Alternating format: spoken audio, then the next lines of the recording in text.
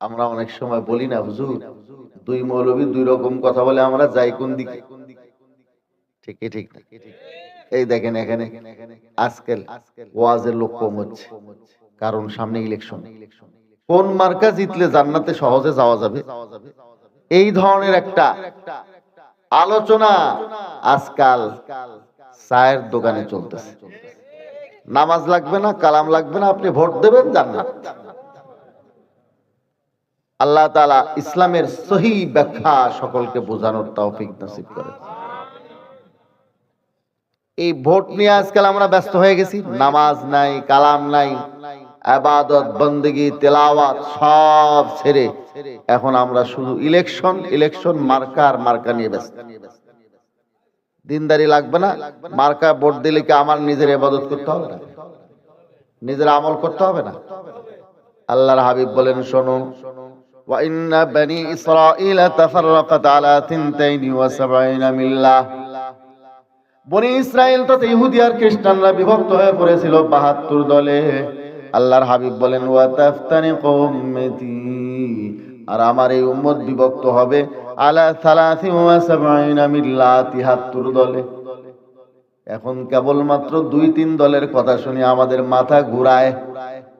দুই হুজুর দুই রকম কথা বলে, আমরা চিন্তা করি যাব কোন দিকে।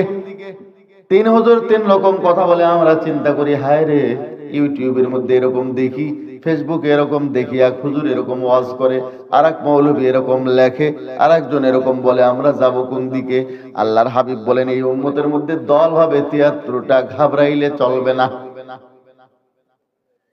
এখন এখানে যদি 73 জন মুরব্বী থাকে, আপনি সবাইকে আব্বা ডাকবেন না নিজের পিতাকেই বাপ ডাকবেন? কথা ঠিক কিনা? 73 জন ছেলে যদি থাকে, সবাইকে নিজের সন্তান বলে স্বীকৃতি দেবেন না শুধু নিজের ছেলেকে? কথা ঠিক?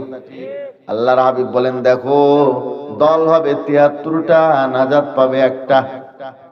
নাজাত পাবে কয় দল?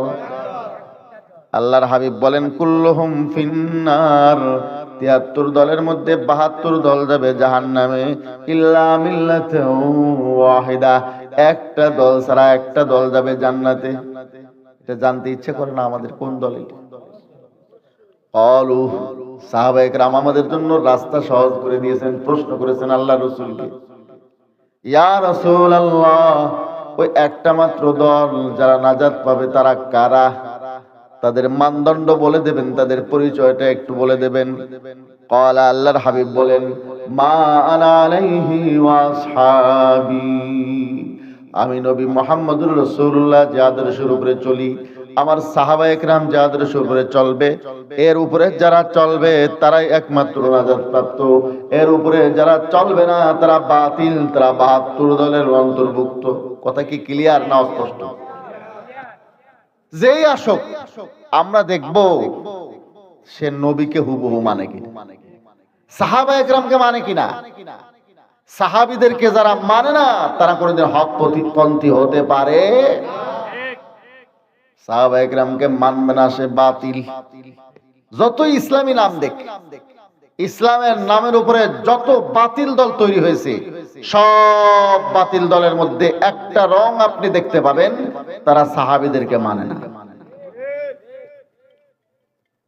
সাহাবী বিদ্বেষী যারা, তারা কোনোদিন হকপন্থী হতে পারে না, যতই লেকচার দেখ। এটা কি আমার কথা না আল্লাহর নবীর কথা? চলেন একটু কোরআনে দেখি। কোরআনে কারীমে আল্লাহ পাক রব্বুল আলামিন বলেন, আমিনু কামা আমানান নাস, ওয়া ইযা কিলা লাহুম আমিনু কামা আমানান নাস, মুনাফিকদেরকে যখন বলা হতো সাহাবীদের মতো ঈমান আনো, তাইলে কি বোঝা যায়? সাহাবায়ে কেরামের ঈমান অন্য মানুষের জন্য মানদণ্ড। চলেন পারাটা শেষ করে একেবারে 1 নম্বর পারার শেষ পৃষ্ঠা সূরাতুল বাকারার 137 নম্বর আয়াত দেখেন। আল্লাহ পাক রব্বুল আলামিন বলেন, ফাইন আমানু বিমিসলি মা আমানতুম বিহি ফাকাদ ইহতাদাউ, ফাইন আমানু বিমিসলি মা আমানতুম বিহি, ও আল্লাহর নবীর সাহাবীরা, গোটা পৃথিবীর মানুষ যদি তোমাদের মানদণ্ডে ঈমান আনে, ফাকাদ ইহতাদাউ, তবেই তারা হেদায়েত প্রাপ্ত। তোমাদের মানদণ্ডে ঈমান না আনলে তারা হেদায়েত প্রাপ্ত না, তারা পথভ্রষ্ট।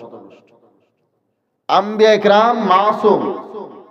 আম্বিয়া ইকরাম কি মাসুম? মানে বেগুনাহ। আল্লাহ পাক রব্বুল আলামিন ওনাদেরকে গুনাহ থেকে হেফাজত করেন। অনেকে বলে আম্বিয়া নবীগণ মাসুম। মাসুম অর্থ হলো যারা গুনাহ করে না, এই অর্থ ঠিক না। মাসুম আরবিতে ইসমে মাফউলের সিগা, যাকে গুনাহ থেকে বাঁচানো হয় আল্লাহ তাআলা নিজে বাঁচান। যাকে আল্লাহ বাঁচান সে কি ভুল করবে? বলেন না ভাই, ভুল করবে? নবীদেরকে আল্লাহ তাআলা নিজে গুনাহ থেকে বাঁচান, তাকে বলে মাসুম। আমাদের কেউ কেউ বলে, লেখে, আরে নবীগণ ভুল করছেন, আল্লাহ তাআলা ইচ্ছে করে করাইছেন। নাউযুবিল্লাহ বলেন। কেন? কারণ লিখতেছে যদি নবীরা ভুল না করত, নবীরা গুনাহ না করলে পাবলিকে মনে করত, সাধারণ মানুষ মনে করত এরা আল্লাহ। এই জন্য আল্লাহ তাআলা ইচ্ছে করে নবীদেরকে দিয়ে গুনাহ করাইছে। নাউযুবিল্লাহ করে বলেন। এই ধরনের কথা যেই লেখুক সে পথভ্রষ্ট, তাকে যারা অনুসরণ করবে তারাও পথভ্রষ্ট। আমি আপনাদেরকে জিজ্ঞাসা করি, নবীদের মর্তবা বেশি না ফেরেশতাদের মর্তবা বেশি? জোরে কোন। নবীদের মর্তবা বেশি ফেরেশতাদের মর্তবার চেয়ে, কথা ঠিক কিনা? ফেরেশতারা কি গুনাহ করে? ফেরেশতারা গুনাহ করে না, তারা মাসুম।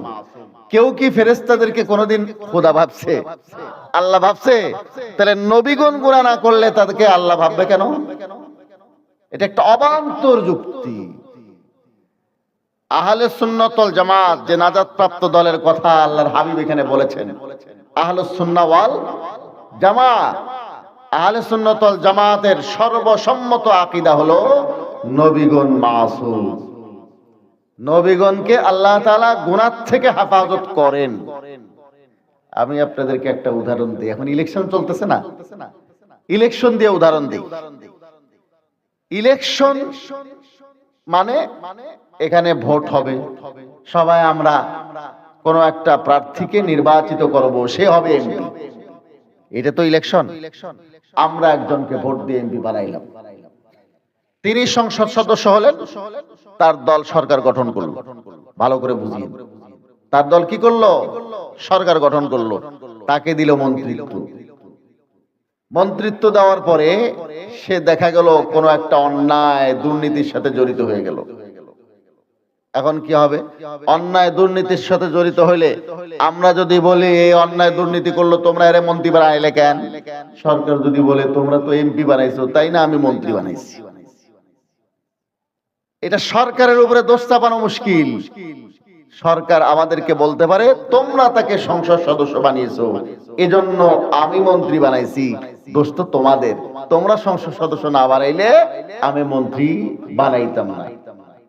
আমাদের আপত্তির জায়গা শেষ, কথা ঠিক কিনা? সরকারের জবাব আছে, কারণ আমরা তাকে ইলেকশন করে কি বানিয়েছি? সংসদ সদস্য বানিয়েছি, এমপি বানিয়েছি। আর এক কিসিমের মন্ত্রী আছে টেকনোক্রাট মন্ত্রী বলে। এরা আবার কোন কাট মন্ত্রী? এরা কাট মন্ত্রী মানে এরা এমপি হবে না, সরকার সরাসরি কিছু মানুষকে মন্ত্রিত্ব দেয় এমপি হওয়া ছাড়াই। সরকার সিলেকশন করে মন্ত্রী বানায়। এ যদি কোনো দুর্নীতি করে, অন্যায় করে, আপনি ধরতে পারবেন কিনা সরকারকে? এরে তো আমরা এমপি বানাই নাই, তুমি মন্ত্রিত্ব দিছো, সরকার মন্ত্রিত্ব দিছে, দোষটা কার? সে যদি কোনো দুর্নীতি করে দোষ হবে সরকারের, কথা ঠিক কিনা? নবী কি আমরা ভোট দিয়ে বানাই না আল্লাহ বানান? নবী ইলেকশনে হয় না সিলেকশনে হয়? নবী কি কসবি না ওয়াহবি? ওয়াহবি। নবী আল্লাহ তাআলা বানান। আল্লাহু ইয়ালামু হাইসু ইয়াজালু রিসালাতা, আল্লাহ তাআলা ভালো জানেন কাকে রাসূল বানাবেন। ইলেকশন করে ভোট দিয়ে রাসূল বানানো যায় না, আল্লাহ তাআলা নিজে কোন রাসূলকে দায়িত্ব দেন। এখন যদি আমরা বলি এই রাসূল করছে গুনাহ, রাসূল করছে ভুল, আপত্তি কি ওনার উপরে হবে না আল্লাহর উপরে হবে? সরকার মন্ত্রী বানাইলে ইলেকশনে যেতে নাই, এরকম কাউকে মন্ত্রী বানাইলে দুর্নীতি করলে সরকারের দোষ দিতে পারি আমরা। সে যদি অন্যায় করে দোষ কার? আল্লাহ তাআলা নবী বানিয়েছেন, সেই নবী গুনাহ করে বললে, বেগুনাহ না ভুল করে বললে দোষটা কার উপরে যাবে? কথা ঠিক কিনা? এই জন্য আহলে সুন্নাত ওয়াল জামাতের সর্বসম্মত আকীদা হলো নবীগণ নিষ্পাপ। আমি কি কথা বুঝাতে পারতেছি আপনাদের? যদি কেউ এই আকীদা রাখে না তো রাখবে না, সেটা তার ব্যাপার। এই আকীদা লালন করবে কি করবে না সেটা তো তার ব্যাপার। তবে এই আকীদা কেউ না রাখলে সে আহলে সুন্নাত ওয়াল জামাতের বাইরে। মুসলমান ভাইরা আমার, আর একটা আকীদা আছে, সমস্ত আহলে সুন্নাত ওয়াল জামাতের একমত, এটার উপরে সমস্ত আহলে সুন্নাত ওয়াল জামাতের মুত্তাফাক আলাইহি সর্বসম্মত আকীদা। এটা হলো সাহাবায়ে কেরাম মিয়ারে হক, হকের মাপকাঠি। সাহাবায়ে কেরাম সত্যের মাপকাঠি। সাহাবায়ে কেরাম যেমন আমল করছেন আমরা তেমন আমল করব। সাহাবায়ে কেরাম যেমন ঈমান আনছেন আমরা তেমন ঈমান আনবো। আমি এতক্ষণ বিভিন্ন হাদিস আর আয়াত দেখালাম। এবারে সরাসরি বুখারী শরীফ খণ্ড নম্বর 1 পৃষ্ঠা নম্বর 99। চলেন, আল্লাহ রাসূল সাল্লাল্লাহু আলাইহি ওয়া আলিহি ওয়াসাল্লাম সাহাবায়ে কেরামকে বলেছেন আমলের মাপকাঠি, ঈমানের মাপকাঠি তো কোরআনেই পাইলেন। ফাইন আমানু বিমিসলি মা আমানতুম বিহি ফাকাদ ইহতাদাউ। সাহাবায়ে কেরামের মানদণ্ডে কারো ঈমান হলে, ঈমান যদি সাহাবায়ে কেরামের মতো হয় সে হেদায়েত প্রাপ্ত, সাহাবায়ে কেরামের মতো ঈমান নয় সে পথভ্রষ্ট। কার কথা? আমার কথা না কোরআনের কথা? এবারে হাদিস দেখেন। ওয়ায়ুযকারু আনিন নবী সাল্লাল্লাহু আলাইহি ওয়াসাল্লাম ক্বাল, ইমাম বুখারী বলেন আল্লাহর নবী বলেন, ইতাম্মু বিহি, ও আমার সাহাবীরা তোমরা আমাকে দেখে অনুসরণ করো, ওয়ালিয়াতাম্মা বিকুম মান বাদাকুম, তোমাদের পরবর্তীতে যারা আসবে তারা যেন তোমাদেরকে অনুসরণ করে। আল্লাহর নবী কি বললেন? সাহাবায়ে কেরামকে অন্যরা কি করবে? অনুসরণ করবে। তারা হকের মাপকাঠি। সমস্ত আহলে সুন্নাত ওয়াল জামাতের মুত্তাফাক আলাইহি সর্বসম্মত আকীদা। কোরআনে আল্লাহ তাআলা সাফ বলেছেন যে যদি কেউ ওয়ামাই ইউশাকিকির রাসূল মিন বাদি মা তাবায়্যানা লাহুল হুদা ওয়া ইয়াত্তাবি গায়রা সাবিলিল মুমিনিনা নুওয়াল্লিহি মা তাওয়াল্লা ওয়া নুসলিহি জাহান্নাম, যারা সাহাবায়ে কেরামের পথ থেকে বিমুখ হবে তাদেরকে আল্লাহ তাআলা জাহান্নামে নিক্ষিপ্ত করবে। কাজে আমরা নবীকেও মানবো, বলেন বলেন, সাহাবায়ে কেরামকেও, নবীকেও মানবো, সাহাবায়ে কেরামকেও মানবো।